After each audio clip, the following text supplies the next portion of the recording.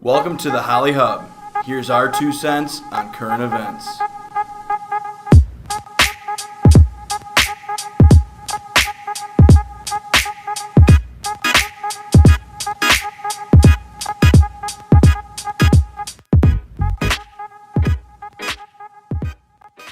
Welcome back to the Holley Hub. I'm your host, Elijah Bibby. And I'm co-host Daniel Norman. And this is The Beat.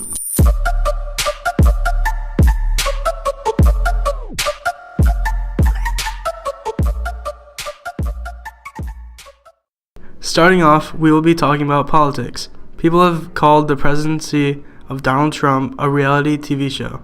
If that's true, the curtain opens up today on a new season, with an episode that could possibly be called The Democrats Strike Back. The Democrats take control of the House today, led by Nancy Pelosi as Speaker. They will promise to investigate Donald Trump administration and attempt to get their hands on his tax returns. But they don't look too inclined to budge in their standoff with President Trump over the funding of his southern border wall to Mexico, which has led to a government shutdown now about 2.5 weeks. President Trump is still new to politics and governmental problems, and he has only dealt with the Republican Party for 2 years. Now that he has empowered opposition to deal with, it'll be interesting to see how Trump reacts. Next up, we have Apple. 2019's off to a terrible start for Apple. The Apple stock fell 8% and lost $55 billion in value. Tim Cook, the CEO, released a letter saying Apple had lower sales during the holiday season due to lower than anticipated iPhone sales in China. Apple pinned the blame on the occurring trade skirmish with the U.S. and the bogged down of China's economy. Growth in China, the world's second largest economy in 2018, was the weakest since 1990, and it will probably be terrible in the new year. If this happens, then Apple won't be the only disaster. Other Western companies such as GM and Starbucks could get damaged as well. Next up, we're going to be talking about India. 2 women who entered the Hinduism's holiest sites and broke an ancient gender ban in the process are now in hiding. They were the first women to visit the 1,800-year-old Hindu god shrine that dates back to the year 1219. Since India's Supreme Court overturned the ban in September, the ban is to females of ages 10 to 50 from entering the site. The Hindu shrine is considered to be the spiritual home of a Hindu god. Women of menstrual age has been banned for centuries because it was thought to be enabling them to enter the temple. It would be disrespectful to the gods. The court said that was discriminating women and removed the ban. That hasn't digested well with religious people who have staged violent protests ever since the removal of the ban, trying to keep the court's decision from being enacted upon. Next up is Paul Whelan.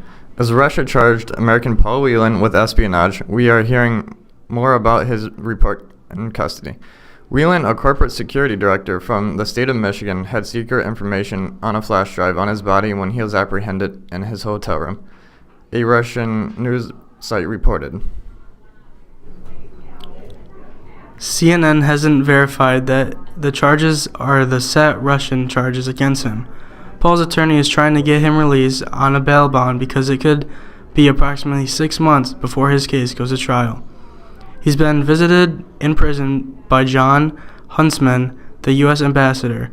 Whelan's family says he's not a spy and shouldn't be charged with espionage. Paul claims he was only in Moscow, Russia for a wedding.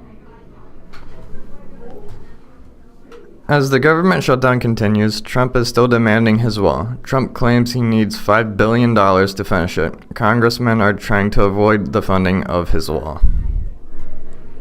Next up, we have a horrible shooting. The shooting of a 7-year-old Jasmine Barnes was senseless, but it seems even more so now after police said the violence was possibly a case of mistake for an identity. Jasmine was in a vehicle with her family as they drove through Houston when she was shot in the head on December 30th. Officers say Eric Black Jr., age 20, was apprehended and charged with capital murder of Barnes' death. Black reportedly had told the police he drove the vehicle used in the shooting while a man in the passenger seat opened fire. A second suspect currently in jail on possession is also listed as a link in the shooting. Jasmine's funeral is scheduled for tomorrow. Thanks for watching. I've been your host, Elijah Bibby. I've been your co-host, Daniel Norman. And this has been The Beat. You know what really grinds my gears? Hi, I'm Jake Peters. And I'm Jordan Grind. And welcome to Grinds My Gears. Today's episode, we're going to be talking about a multitude of things that hopefully get to you and grind your gears just as much as ours. But Jordan, would you like to start the first one? Sure. First one we have here, loud chewing. Yeah. Would you like to give an example, Jake? I guess so. Outstanding. Yeah. All right, so... This is one of the really ones that grinds our gears.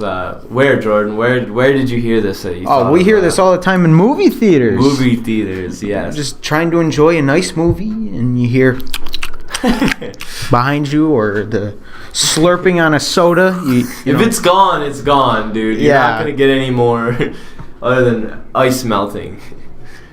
But, yeah, and... just like movie theaters in general really have a lot of problems with them. Like if you bring your kids to a movie theater, like if it's a kids movie and I'm there, like sure, like I get it, but either way, just please keep your kids under control, because like they'll be running around, banging on the walls, yelling, and I'm just trying to watch a movie that I paid my money for. Or trying to have a conversation like they're at the mall. Yeah. Or and this is like kind of biased or like hypocritical because I'm a teenager too, but like I see teenagers with like their phones on the entire time and just like they're sitting there. It is annoying. Even if your brightness is at like 0, man, it's still so bright. I don't know, just people need to be more respectful in movie theaters, because I'm paying my money to go see that movie. What's next? People saying ew on when like you walk up with some food. Like, listen, man, again, I paid money for this. You don't have to say ew to me. I sat here and I eat my food. I watch you eat your food. I'm not a fan of your food. You're not a fan of mine. So, just leave me alone, okay? It kind of if they say it kind of ruins your enjoyment that you'll have of it. Yeah, it just makes me feel bad about myself. Well, it shouldn't do that. Well, it does, so don't do that. Next time I hear that looks disgusting, I'm going to be upset with them. What's next? Next one? Here, why don't you do it, buddy? The next one, okay.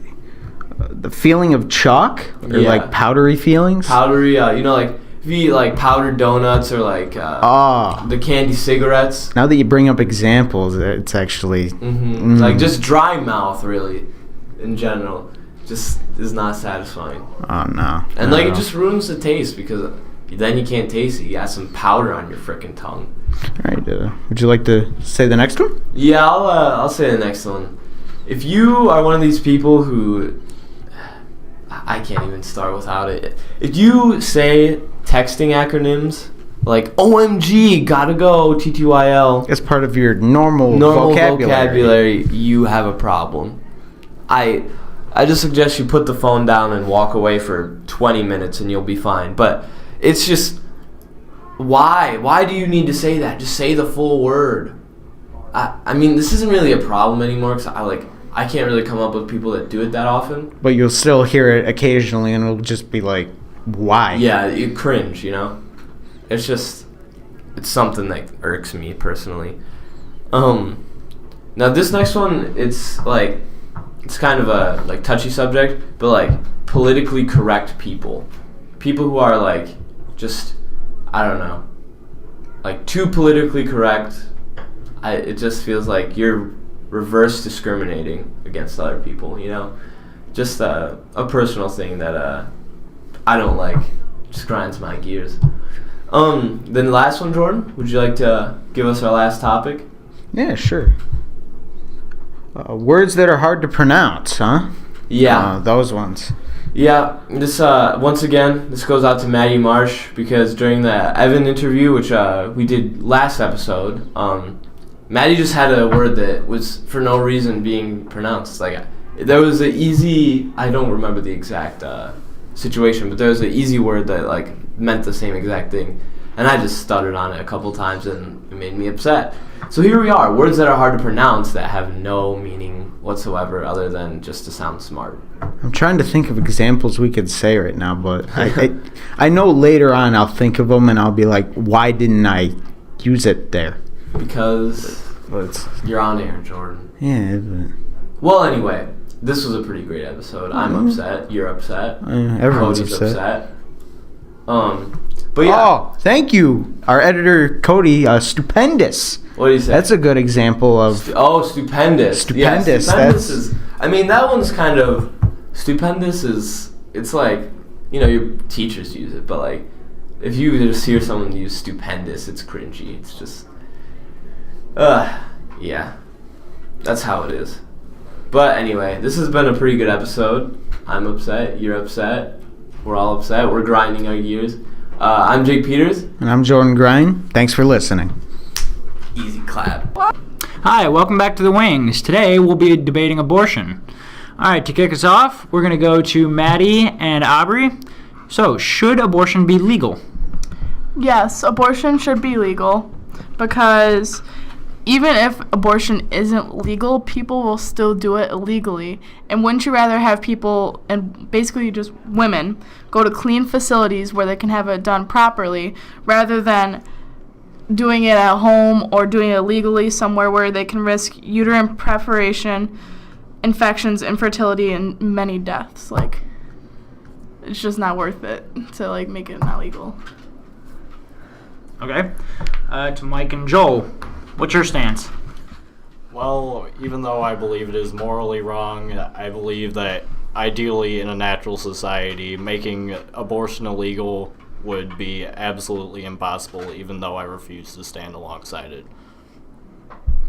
Interesting. Joel? I think abortion should be legal, but I think we should encourage a society more where it's not demonized, but it's not encouraged and not seen as such a normal thing to do. Next question, folks. Is abortion morally right? That all depends on the person. Each person's morals are different, so you can't really say is it morally right or not because each person's morals are completely different. One person could feel perfectly fine doing it, another person could feel completely awful. It all depends. I do not feel the same way. I believe that abortion is absolutely 100% morally wrong, and a life is a life, and murder is a murder, no matter what. Similar to what Mike said, I think morally abortion is wrong. Alright. So Maddie, as they don't really stand with abortion, should termination in the late term of a pregnancy be allowed?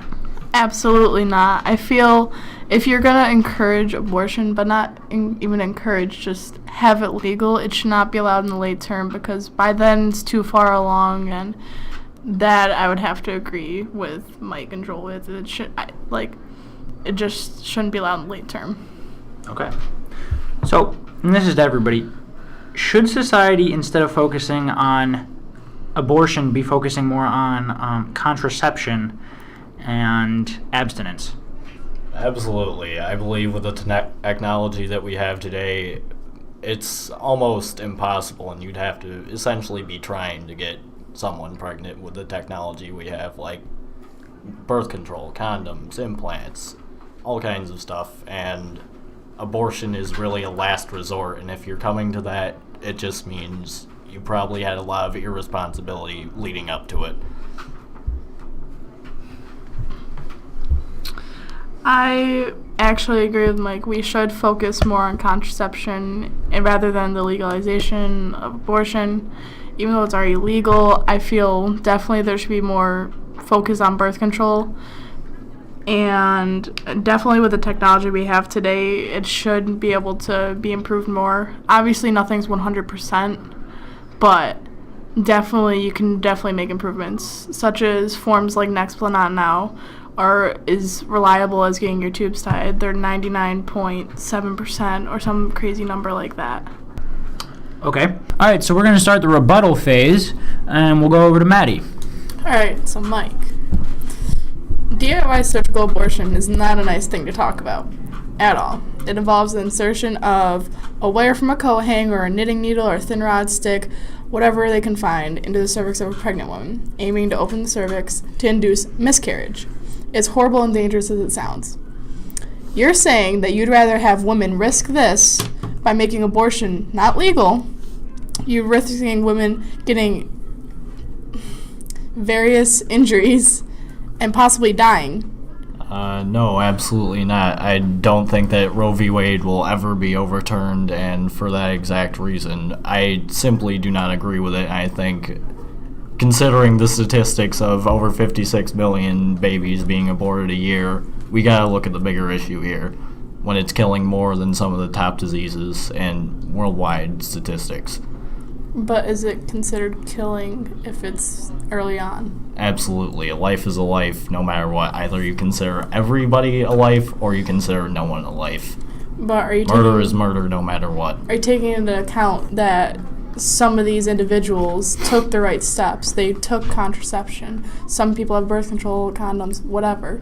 Are you considering the fact that many of these people who are going to get abortions are people who cannot afford to have a child at the moment? Maybe some are college students, maybe some are even high school students. Are you meaning in the sense that almost 90% of people that in the U.S. that go to Planned Parenthood for an abortion are teens and we're being irresponsible? But sometimes they aren't being irresponsible. That's what you're not taking considering. Like, people do use protection. That's what I'm saying. Is it's not being irresponsible. The way if they're to using avoid protection. the entire problem is to practice abstinence in your early ages before you are ready to support a child. Exactly, but not everyone is like that, Mike. And that's what you're saying is everyone should practice abstinence, and not everyone is like that. What people of my great-grandparents' generation did was they took care of it and accepted the responsibilities that they brought upon themselves. But that's just not how it is today, Mike. Like, it may be that for your Sadly, it's grandparents. not, but we're also teaching our generation that it's all right to do those things. Not teaching it's all right. Did our health teacher tell you it's okay to do those things? She simply suggested that use Practice safe. protection. Exactly. So you're saying that it's taught that They're not teaching that it is all right to practice unsafe sex, but they aren't encouraging So that you just shouldn't just practice abstinence. So you just contradicted yourself. Not really. They don't teach us to practice abstinence, but to practice safe sex instead. They definitely said the only 100% guaranteed way to not get pregnant is abstinence. Definitely was said in health class. So by you saying that our teachers don't teach us the ways anymore is completely incorrect. Which shows that even abortion should still be here for people who cannot afford a child. And yes, teenagers are stupid. And yes, sometimes people may be stupid and not practice safe sex. But a lot of people do practice safe sex, and that's what's the problem is sometimes accidents happen. Yes, and I think that the person should claim full responsibility for their child from the mistakes that they have brought upon themselves. Can you repeat that real quick? I believe that if a child is to be conceived, even after using protection or birth control and that fails, I believe since if they were underage, they should take full responsibility of the child. Well, those are your beliefs, and I will respect them, but I do disagree with that. I respect that. All right, folks, this has been The Wings. Thanks for listening. Welcome to Tea Time with Greg. Sit back and soak it all in.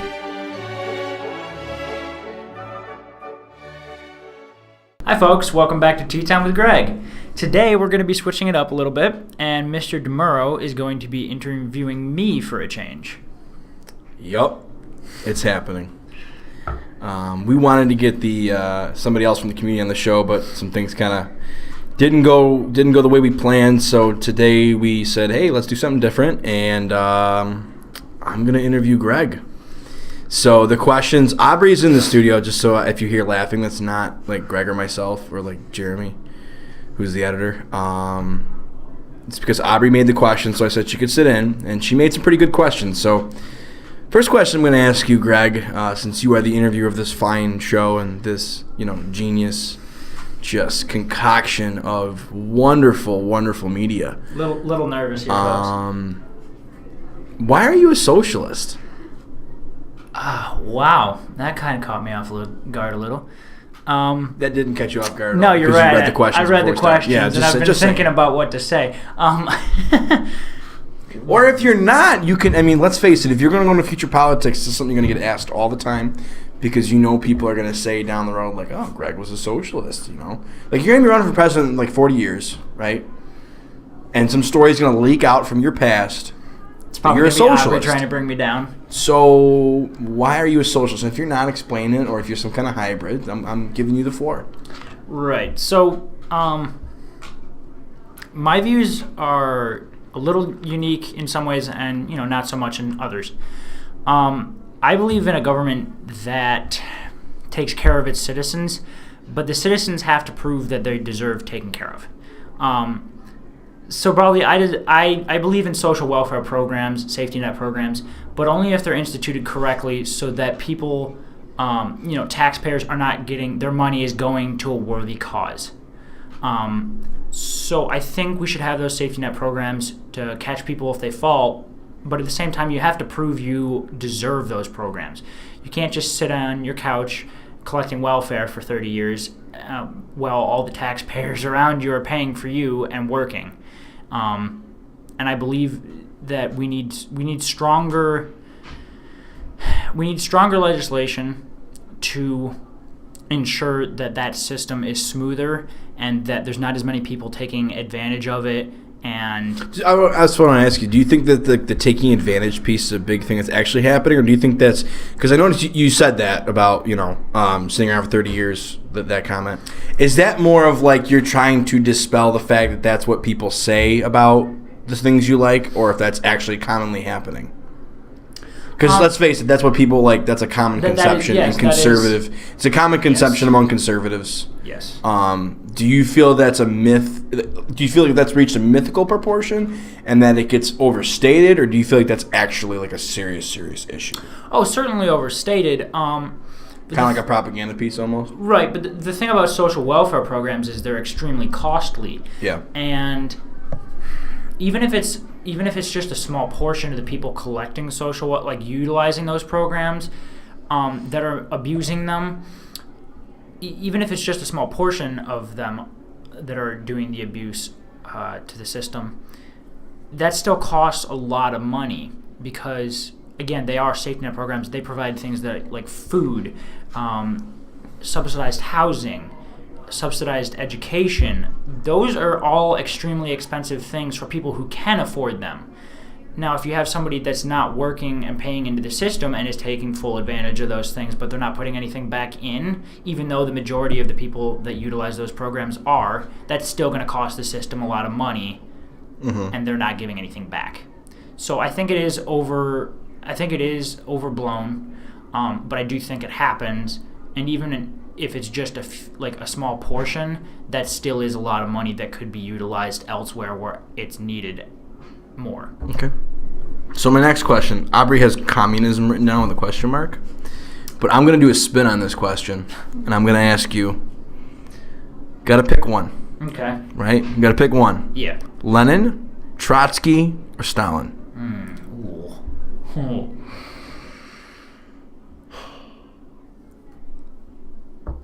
I'd have to say Trotsky. I mean, oh my goodness! No, I'm sorry. You would. Why? I mean, first go off, ahead. The man wouldn't die, so Yep. Less risk of assassination. Hey, I want a government that doesn't. It's your show. I want a government that just doesn't disappear. So less risk of assassination and some crazy maniac coming into power because of that vacuum, right? Because he did survive an ice pick to the head for a while. Although he died of, he died of a infection, right? Mm-hmm. Yeah, from that same injury. But also he was kind of the bridge. Like, he was the military man, but he also didn't agree with everything that Lenin did. Especially when it came to the military decisions. He thought Lenin was overly harsh and overly brutal in a lot of cases. And he was very sympathetic towards the people, whereas Lenin, in many cases, and especially Stalin, just kind of placated the public and told them what they wanted to hear. Whereas Trotsky was a little more genuine in his beliefs and how he treated the public. So do you foresee history going differently if Trotsky gets the job and Stalin doesn't? Yeah, I do. And there's a reason that Stalin killed him for it. He knew that the people respected him. He knew that Trotsky wasn't, at least as much as a power-hungry opponent, but he also knew that the people would rally behind Trotsky for good reason. Okay. So what draws you to Soviet history?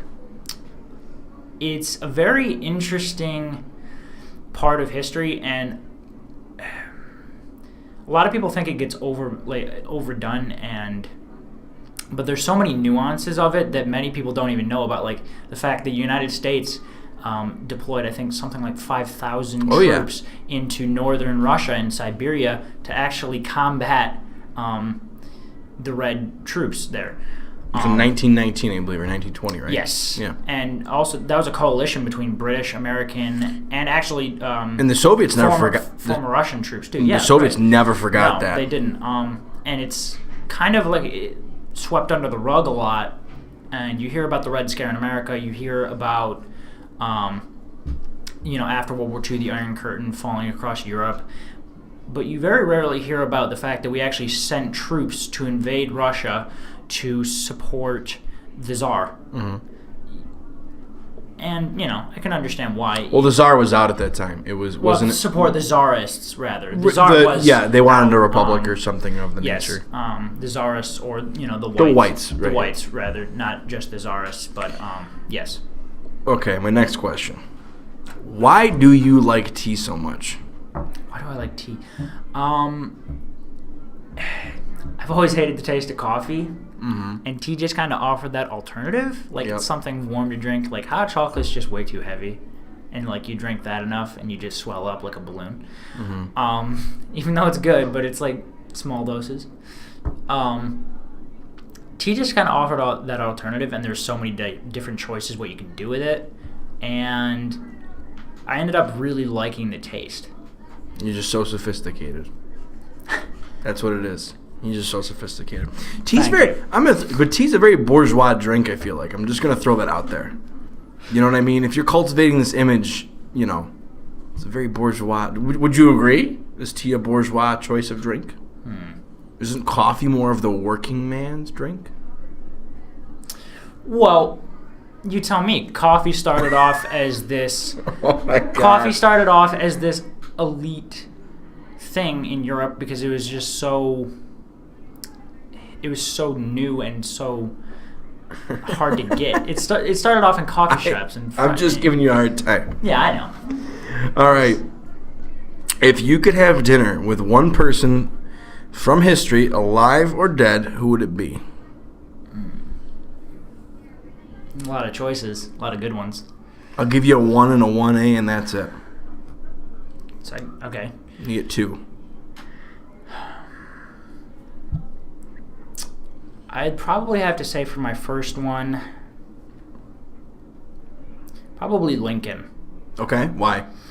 Well, as a reenactor, I love that period of time. The one place you and I disagree. Yes, you think the Civil War is overblown and overhyped and stuff, but it changed our nation. So it did. I'd have to say Lincoln. He led the country during one of the hardest times in our history, and I really believe that due to his leadership, there's a reason that we're one of the few countries that have actually survived a civil war and remained united. And I would say that after the Civil War, we were more united than we were before. And that's something we actually might be unique in as a country. It's rare enough for a country to survive a civil war. It's extraordinary to have a country not only survive one, but be united even more so afterwards. Mm-hmm. All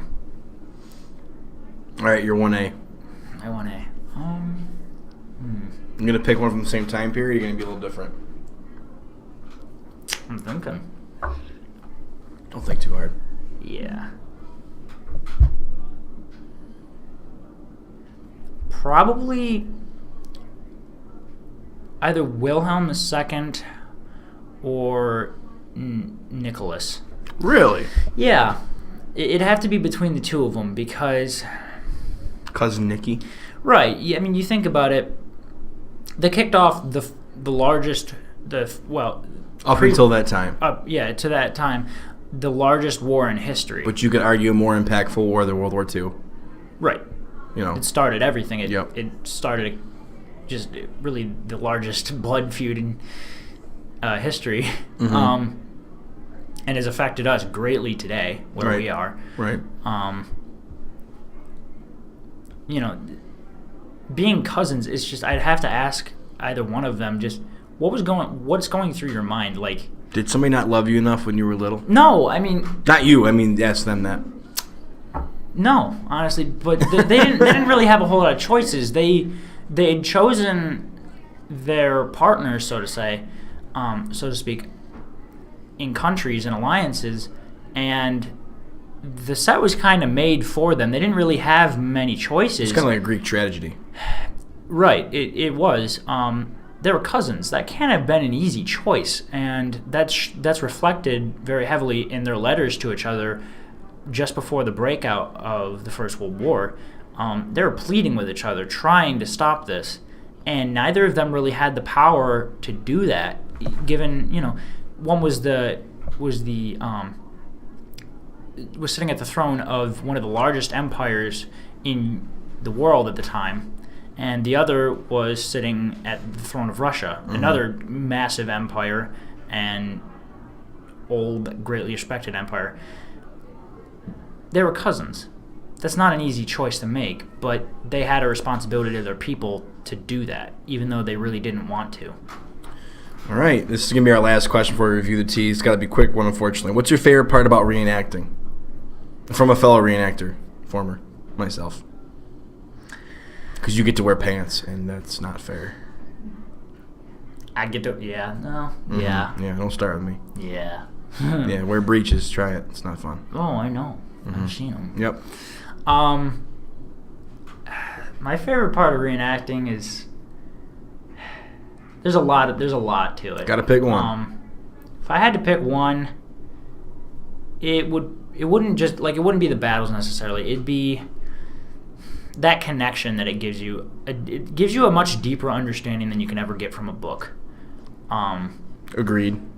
Especially if you get really into it. And you get to blow stuff up. Oh yeah, that's even more fun. Yeah. That just adds to it. That's a bonus. But it gives you a deeper connection to. It gives you a little bit of insight to what they would have felt. You can never get all the way there. You'll never feel exactly what they felt because you're not. There's no risk of you dying. Mm-hmm. At the end of the day, everybody goes home. Whereas for them, sometimes 90% of them didn't. Mm-hmm. But my favorite part is that connection that I get to feel. Okay. I get to feel a little bit, even just a little bit, of what they were experiencing, and that means so much when you're talking about history and looking at it fairly. Mm-hmm. So, yeah. All right, let's review the tea. Let's. What are we drinking?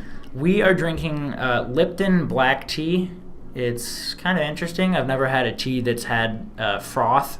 It almost looks like a beer. It's really interesting. What'd you put in that cup, Greg? Yeah, I definitely spiked it. All right. I've been drinking it this whole time. I think it's all right. That's not bad. I actually like it stronger, so I should have let the tea bags in. But yeah, honestly, it's very earthy, compared to a lot of other teas I've had. That's not that bad, though. But for Lipton, people probably think Lipton's probably not one of the better teas, but this is not terrible. I've certainly had. Yeah, no, it's not terrible, but I've certainly had a lot better. Yeah. It's not terrible though. I just slammed the rest of mine. I drink black coffee, so my palate's kind of messed up, I guess you could say. All right. Well, that's all the time we have for today. right. Thanks for switching it up, Greg the Rolls, and thank Definitely. you for you could take us out because it's your show. All right, folks, you just heard Tea Time. Have a good day.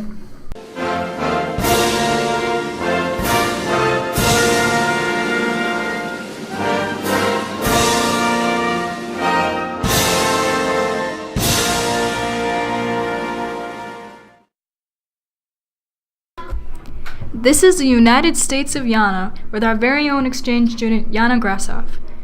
And today she's going to talk about her holidays. Hello. Yeah, so my holidays were pretty good, pretty relaxed. I catched up on sleep and experienced Christmas here the first time and celebrated the first time Christmas on the 25th. Because usually we have it on the 24th in Germany. So I got a stocking with a lot of candies in there and everything, and just spent the time with my host family. And then on New Year, I burnt wishes, like usually, that's like my tradition, and we set fireworks together. And then during the vacations, I saw a UB basketball game that was pretty cool. They won. And with John Heiss and his wife, we went to a restaurant, and I think they had around 2 million Christmas lights. And I didn't eat the whole day because they have like this special steak, and so I ate a 1 pound steak there. Oh, and jeez. I tried coquito the first time at a mall where they like professional sell coquito like ice cream. And then we went to Letchworth and I took pictures just for my hobby. And I saw Aquaman. That movie was pretty cool. And Mary Poppins Returns. Yeah. That's it. Sounds like fun. Alright. Also ich habe Weihnachten hier das erste Mal richtig verbracht sozusagen. Und ich habe eine Socke bekommen am 25. Und wir haben halt das erste Mal Weihnachten sozusagen am 25. habe ich das richtig gefeiert. Und an Silvester habe ich ganz normal einfach als meine Tradition Wünsche verbrannt. Und wir haben Knaller gemacht an Silvester. Und dann bin ich noch zu einem Basketballspiel gekommen und wir haben in einem Restaurant gegessen, was um die 2 Millionen Weihnachtslichter hatte. Und ich habe ein Pound Steak gegessen an dem Tag auch noch und das erste Mal richtig professionell gemachten Keksteig probiert. Und sonst habe ich noch Aquaman gesehen im Kino und Mary Poppins Returns, was auch ziemlich cool war. Ja. Alright, this has been the United States of Yana. Thank you for listening.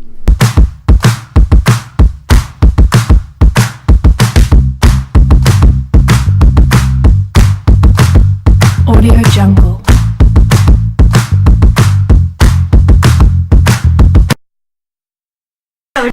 Hi, welcome to Youthful Yackings with Indigo and Erica. Today we'll be talking about the Sentinelese people, which is the missionary murder. So the Sentinelese people are a 60,000-year-old tribe that is the only tribe to inhabit the North Sentinel Island, which is located in the Bay of Bengal in the Indian Ocean. This tribe is completely isolated from all the outside world, so kind of like they lived back in the old times, and they still live the same way they did 60,000 years ago on their island, and they have not been in contact with modern civilization for over 35,000 years.